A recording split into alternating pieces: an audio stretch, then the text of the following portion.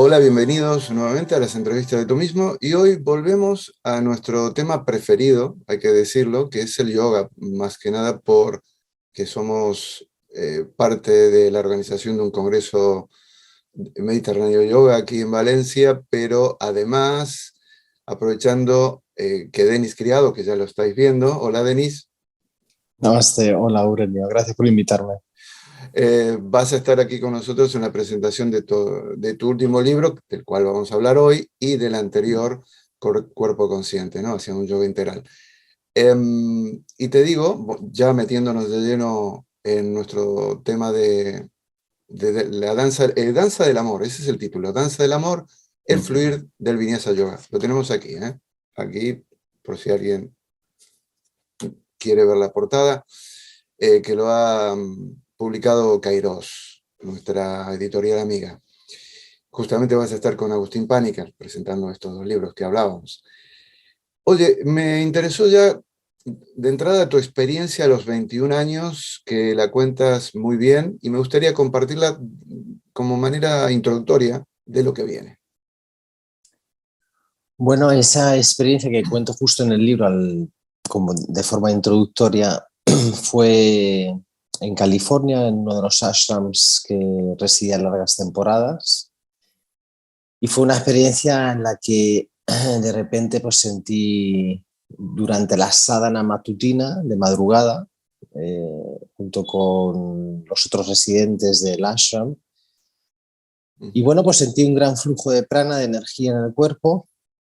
Era como si ya no era yo el que hacía las posturas, sentía como este impulso energético me llevaba a hacer posturas que incluso antes no había visto y que después descubrí que existían. Y absorto en un estado meditativo, como cuento ahí en el libro, y completamente perdí sentido del tiempo y del espacio. Y eso me impactó, y después, bueno, ya descubrí que eso es también conocido como el despertar espiritual, que puede ocurrir en cualquier sitio, en cualquier momento, ya sea en un parque o en una meditación sentada o ante la presencia pues, de un grupo, y que energéticamente es como que pegas un salto cuántico. Y fue pues un día que siempre lo recordaré como... Pero me quedó la curiosidad de saber cómo eso era posible dentro de las posturas, en lugar de a lo largo de una caminata o de cualquier otra acción. Y ahí pues descubrí, a través de un principal linaje que recibí, las prácticas de Vinyasa, y después otros linajes que también vienen de Krishnamacharya, pues conocí las profundidades de la práctica de Vinyasa Yoga, que se puede convertir en una meditación en movimiento. Y ahí arranco el libro explicando de forma más teórica, práctica, por qué el Vinyasa puede llegar hasta convertirse en una danza, en una meditación en movimiento. Sin duda fue un antes y un después en tu vida, que ya venías trabajando el yoga, has nacido en un hogar donde el yoga se respira, se Sí. transpira. eh, y, y claro, tú dices que el yogi es un maestro del amor.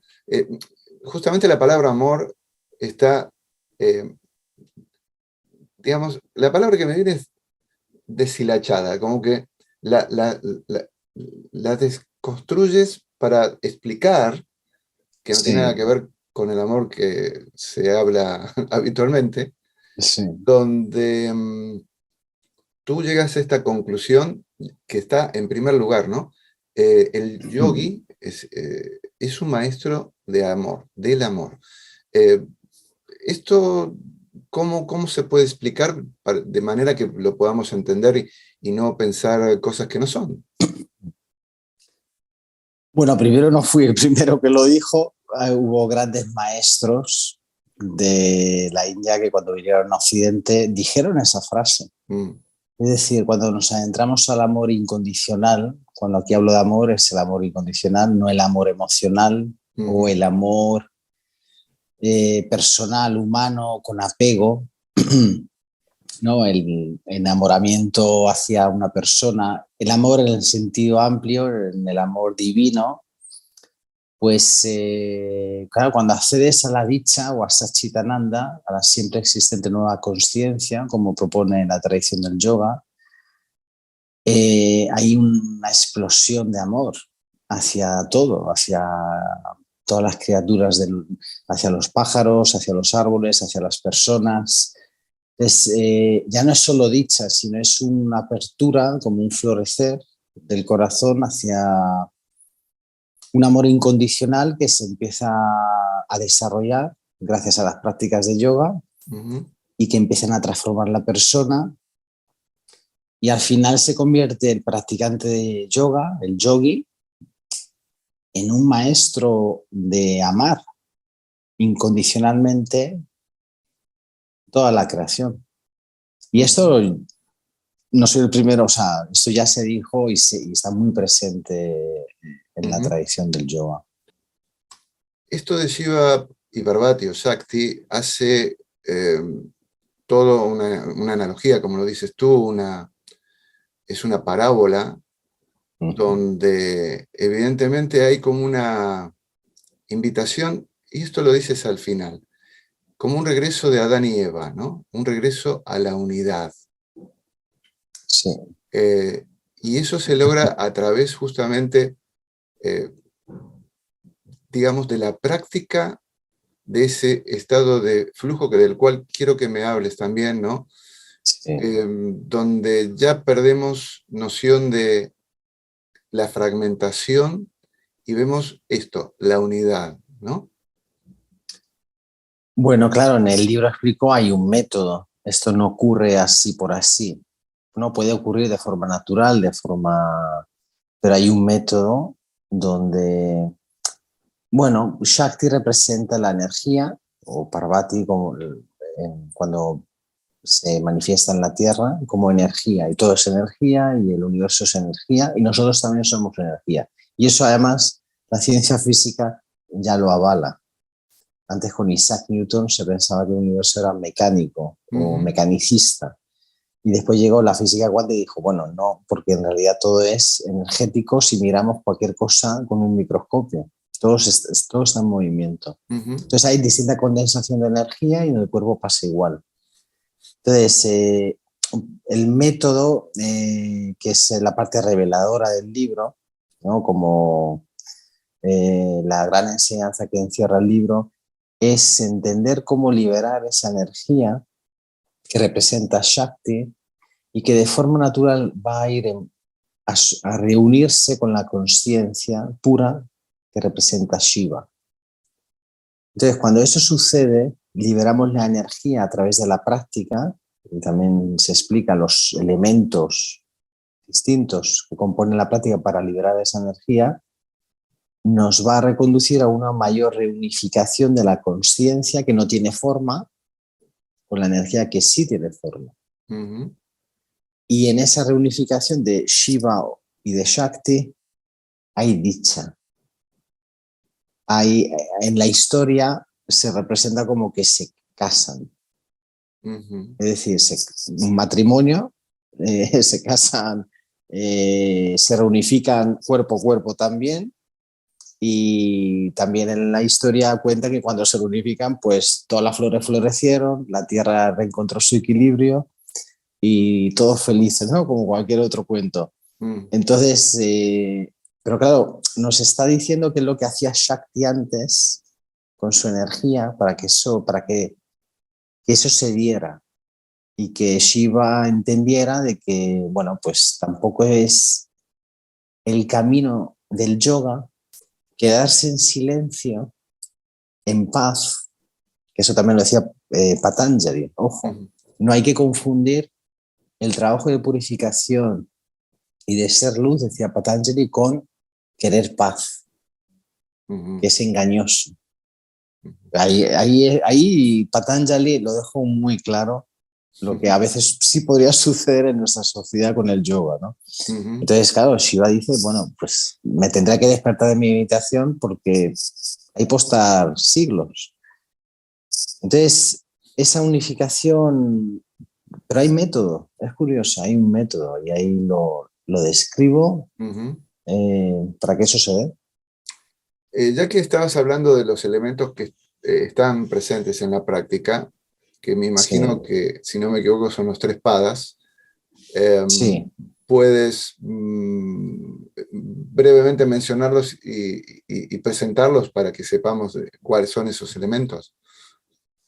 Bueno, tenemos drishtis, bandas y ujjayi, que son muy importantes. Ujjayi es la respiración desde la glotis y en lugar con las fosas nasales o la boca, es decir, uno inspira y expira desde la glotis, hace como un ruido, bueno, que uno escucha dentro, tampoco deberían escuchar los demás, en la práctica de las posturas, en práctica de vinyasa, que son más dinámicas que las de hatha. Pero eso actúa como si fuera una caldera, es como si yo encendiera una caldera interna con una mecha y empieza a generar muchas tapas, calor interno, y junto con Agni, el fuego digestivo. Entonces, con Ujjayi, pues normalmente en una sala con una temperatura normal, la persona empieza a sudar muchísimo, pero no por el calor externo, sino por el calor interno. Incluso cuando soplamos en el fuego, para que se comprenda, hay más fuego, hay más llama. Entonces, ¿no? Es como... Y luego los drishtis es muy característico de un punto fijo, dependiendo de cada postura, nos focalizamos en un punto fijo. Y se dice esta frase que es muy conocida, donde yo pongo la atención, la energía fluye.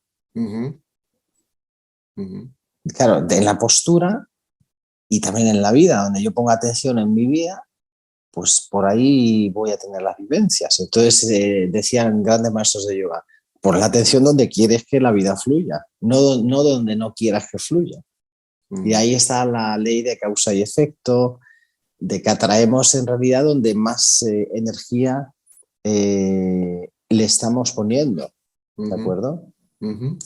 Entonces, esa es la función de los drishtis. Y después los bandas, tenemos tres bandas, Mula Banda, Uddiyana Banda y Jalandhara Banda, funcionan también como un movimiento energético que ayuda a que la energía se expanda, la energía generada por el calor interno, pero incluso de forma natural. Es decir, ya no es que lo hagamos de forma activa, mentalmente, sino que sucede como un movimiento natural del prana en el cuerpo. Y eso ayuda también a bañar de vitalidad los órganos a nivel biológico y ayuda a nivel espiritual purificar el karma. Que se dice que muchas veces en la tradición de Vinyasa a veces se preguntaba, ¿pero cuál es el propósito de Vinyasa? Y muchas veces grandes maestros de Vinyasa respondían esto, purificar el karma alrededor del corazón, que lo tiene endurecido. Y a veces los primeros discípulos occidentales querían saber más, sí, pero es muy bonito eso. Y respondían igual. O sea, no... No Sí, salían. claro, no salían de realmente por qué se practica. Es decir, podemos hablar de sí, equilibra el sistema nervioso, te tonifica los músculos, que lo hace, te desintoxica de toxinas que tengamos, pero eso es a nivel biológico elemental. Pero el propósito era ablandar el corazón. Nos quedamos ahí. Dices que practicamos yoga y ya salimos creo que del Vinyasa, sino podríamos decir el yoga en general, para que los demás estén bien. ¿Cómo se explica? Porque, bueno, a veces hago hincapié en esa enseñanza, porque cuando nos adentramos en la conciencia que todo lo abarca y nos abrimos a ese amor incondicional, de repente el planeta Tierra y todas las personas que habitan en él son igual que importantes que nosotros. Es más, ya no hay separación, hay unión, hay yoga. Y en esta sociedad occidental que podría tener un superávit de narcisismo, yo y mi autocuidado, quizá puede estar un poco contaminado por un ego que solo busca el bienestar propio. Pero si indagamos en las enseñanzas de yoga, en realidad practicamos para estar bien, para que los demás estén bien. Es como que la intención un poco cambia. Es decir, yo me cuido no solo por mí, sino por mi entorno. Y mi entorno disfrutará de los frutos de mi práctica. Y entonces esto pues es como que a veces hay que recordarlo. Las verdaderas enseñanzas del yoga vienen de la experiencia. Esto parece tal vez una perogrullada, pero no lo es, ¿no? Porque tú hablas de amaestrar esa relación y volvemos a Shiva y Shakti, Sí. Donde, claro, volvemos también al concepto de la práctica por sí sola o qué hay detrás de la práctica, ¿no? Hacia dónde vamos. Hay una enseñanza, hay una experiencia. Más que nada también porque la mente ya no interfiere, ¿no? Y esto se multiplica en hábitos saludables, Claro. en una energía que fluye, ¿no? El cuerpo que se suelta mucho más. Las verdaderas enseñanzas del yoga vienen de la experiencia. ¿Qué más? O podría haber dicho de la práctica. Y eso ya lo dijo Patanjali. Porque podemos teorizar sobre el yoga, filosofear sobre el yoga. Y ahí puede haber mucha mente. Pero cuando bajamos al cuerpo, a través de la práctica, nos enraizamos más con el cuerpo, con la experiencia práctica. De repente, como si se despertase una sabiduría en el cuerpo, que es la misma Shakti, que tiene una inteligencia. Y bueno, pues de ahí se abren nuevos descubrimientos que la mente racional lógica no va a poder ni comprender. Y también se dice desde ese lugar, desde esa sabiduría práctica que empieza como a desarrollarse en el cuerpo, de repente es como si retomasen vida los sutras o el Bhagavad Gita y vemos cosas que antes no se podían comprender. Es como si hubieran estado escritas ya desde esa sabiduría de unión completa entre mente y cuerpo, y desde la mente es difícil acceder a ellas, pero si hay un equilibrio entre la inteligencia mente-cuerpo, abrazada por la conciencia, de repente entramos a otra dimensión de comprensión. Y entonces podemos, utilizando el ejemplo del piano, podemos estudiar todos los libros habidos y por haber sobre tipos de piano, que tocar en un piano, que otros compositores tocaron o músicos tocaron en un piano, pero si no tocamos ninguna tecla, no vamos a saber realmente la experiencia del piano. Igual con comer, podemos estudiar el mundo culinario, pero si no probamos, incluso no nos ensuciamos las manos al cocinar y comemos, no vamos a comprender cosas que solo la experiencia puede aportar. Pasamos a otro tema. ¿Qué son los Kriya Yaktis, las 3 R's? Bueno, hombre, para que lo entendamos aquí en esta entrevista, bueno, son desde la tradición tántrica se explica 3 movimientos que suceden en la energía reconocer, ahora voy a poner un ejemplo, reconectar y responder, es decir, reconozco una sensación en mi cuerpo, puede ser un picor, reconecto con ese picor de saber dónde está y qué intensidad tiene y respondo pues rascándome para aliviar el picor. Y eso sucede pues, en las posturas de yoga, en la práctica de Vinyasa, cuando empiezas a reconocer las sensaciones, las reconozco en lugar de evadirlas o rechazarlas, sensaciones energéticas, y respondo a ellas sintiéndolas y respondo desde ellas con una respuesta de equilibrio. Reconozco que tengo hambre. Entonces, cuanto más consciente sea del cuerpo, empieza a reconocer más cosas del cuerpo, más sensaciones distintas.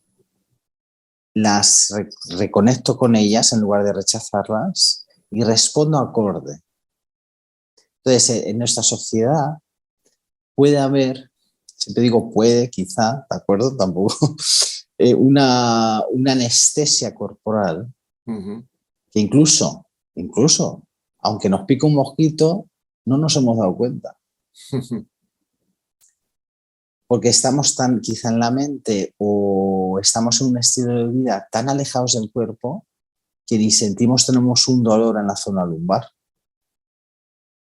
Por lo tanto, no podemos pasar esos 3 pasos de reconocer, reconectar y responder acorde. Es decir, si noto que tengo un dolor, pues la respuesta natural será me recoloco. Entonces, Vinyasa, desde esta perspectiva tántrica, intenta recuperar esos 3 pasos, entre otras cosas que también cuento en el libro, porque eso nos va a llevar a un mayor bienestar. Y bueno, pues sí. Hablas del prana espiritual, hablas de distintos pranas, shaktis biológico, fuego biológico, hablas, etcétera, etcétera. No me quiero entretener en esto, pero hablas del prana espiritual y de 3 puertas. Esto es interesante. Bueno, como dije antes, hay prana biológico que tiene una función y el prana espiritual. Así brevemente, el prana biológico es reconducir el equilibrio del sistema nervioso, que los órganos... Es como si la misma energía actuase a un nivel más biológico, pero también a un nivel de evolucionar, de quemar el karma, de estar más con el impulso evolutivo de nuestro ser más puro y que se manifiesta de formas compasivas, impensables, ¿no? Bueno, las 3 puertas, bueno, ahí lo explico, es una enseñanza que pues se enseña mucho en la tradición que me enseñaron Vinyasa Yoga. Entonces, es para comprender el acceso a ese flujo. Hay 3 formas para acceder a ese flujo meditativo de liberación energética, como dije antes, para llegar a la consciencia. Entonces, uno es el de supervivencia, es un escalador, por ejemplo, que está en los Himalayas o en los Alpes, y a veces he visto así como un poco aficionado entrevistas y es que es igual que un practicante de yoga, porque cuando estamos en un lugar de alto peligro, que corre peligro nuestra vida, más ahí, ¿no? En esas alturas, de repente entra en un estado de concentración, de drishti, como un yogi, ese escalador. Bueno, un yogi experimentado, ¿de acuerdo? Es decir, no puede estar ni 3 pensamientos más allá, ni 3 pensamientos, tiene que estar presente en el aquí y el ahora, y con su cuerpo. O sea, tiene que estar en cada esquina de su cuerpo, porque el mínimo error te caes y te mueres. ¿no? Entonces, eso sería una puerta para acceder a la unión de Shiva y Shakti. Lo que pasa es que tiene un coste que pues te puedes morir por el peligro que conlleva, ¿no? Y a nivel incluso biológico, más allá de la adrenalina, el prana biológico empieza a fluir como ríos jóvenes. Por lo tanto, es un baño de vitalidad para ese escalador. Entonces es una puerta, pero tiene peligro, ¿de acuerdo? Luego, la segunda puerta es el sueño. Hay prácticas ancestrales como Yoga Nidra. El sueño es un proceso natural para soltar la mente que hacemos todos los días. Cuando tenemos estrés crónico, le cuesta a la persona soltar la mente. Entonces sufre insomnio.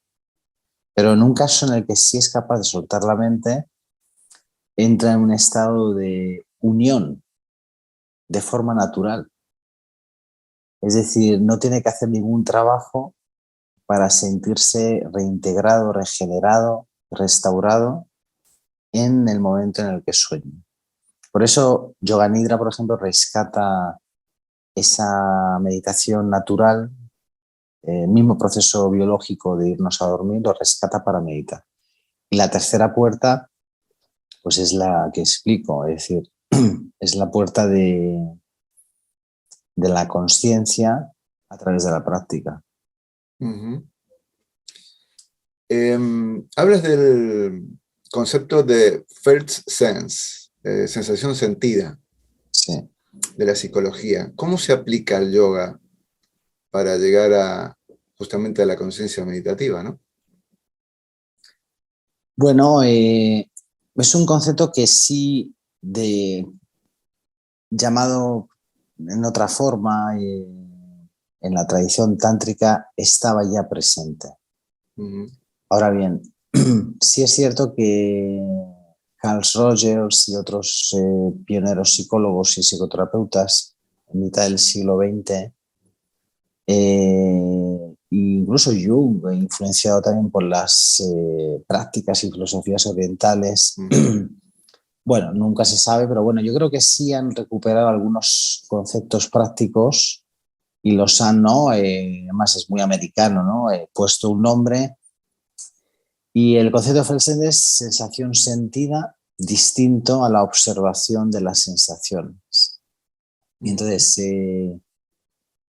desde la perspectiva yógica, se dice que las sensaciones que tenemos en nuestro cuerpo, y somos cuerpo somático, si lo digo más en términos yógicos, somos cuerpos pránicos, con energía que fluye, y eso está bien, y energía atrapada por experiencias que se quedaron atrapadas, buenas o malas. En el yoga no le pone hincapié, es decir, son las que son y por algún motivo se quedaron atrapadas en el cuerpo y no fueron procesadas energéticamente.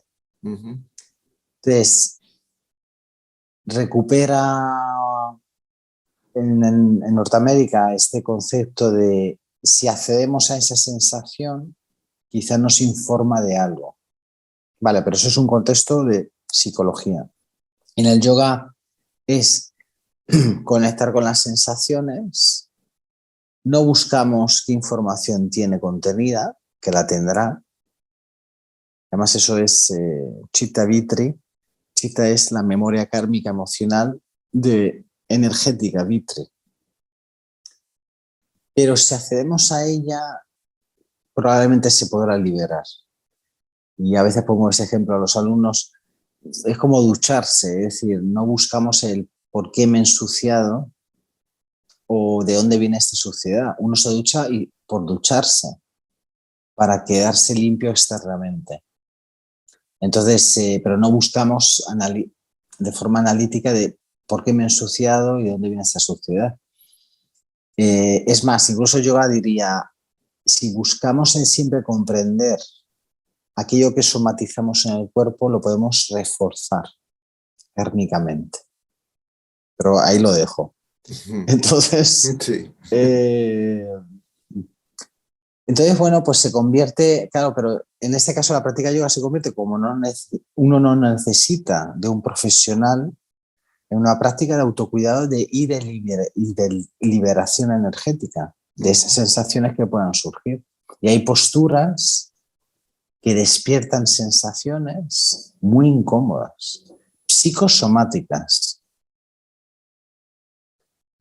como la postura del camello, Ustrasana, ¿no?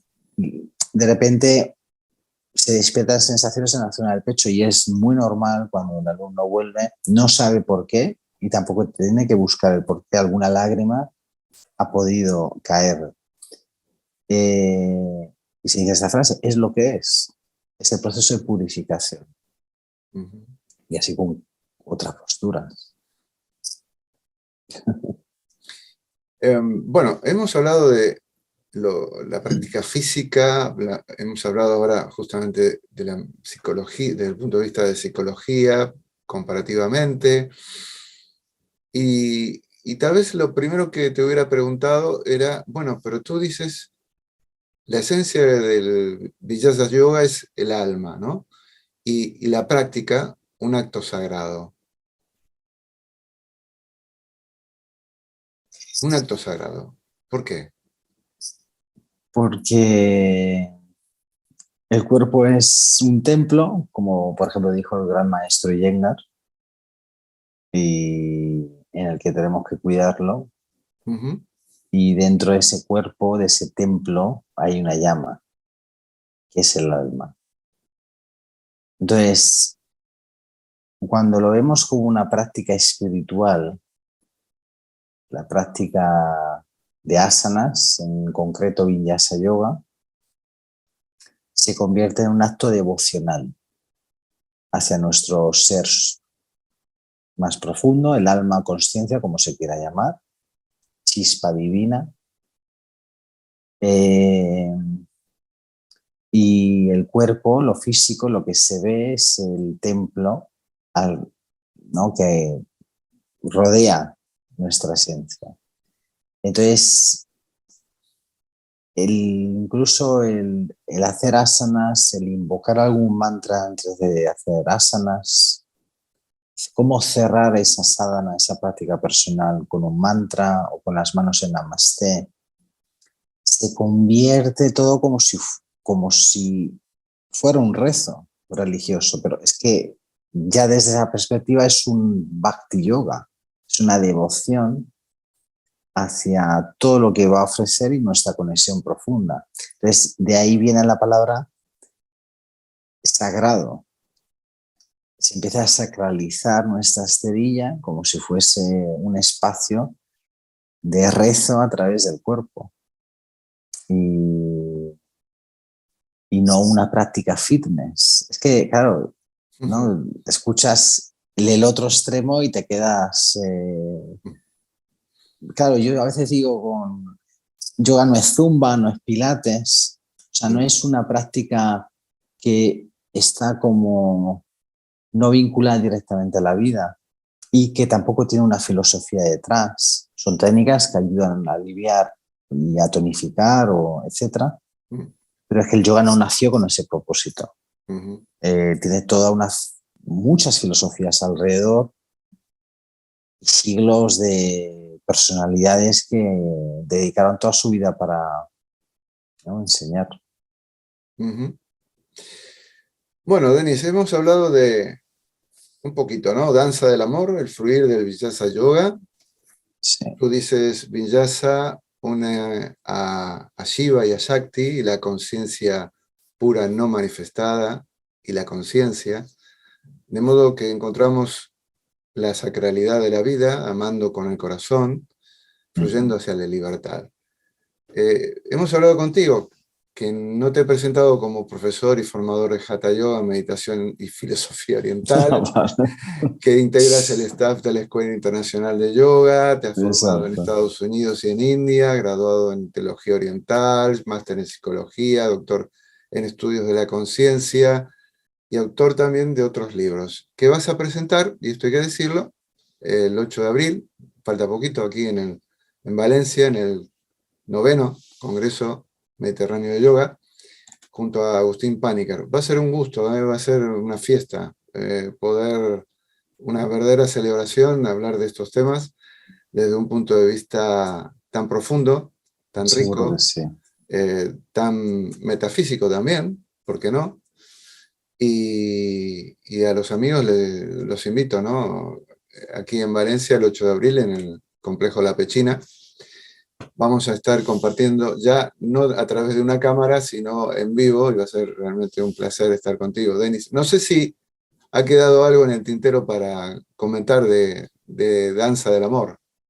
Yo creo que se ha cubierto todo muy bien. Me ha gustado mucho eso que has dicho último de sacralizar la vida. Para ver, todo es sacro, todo es un acto sagrado. Y ese es otro fruto, ¿no? Y con mucha ilusión del 8 de abril, expectante, además después de esta época de la pandemia, que no ha sido fácil reunirse entre otros practicantes. Ujú. Y gracias por la invitación, estar ahí contigo y con Agustín Paniker, y creo que será un día especial y que disfrutaremos todos. Muchas gracias, Denis. Gracias a ti, Aurelio.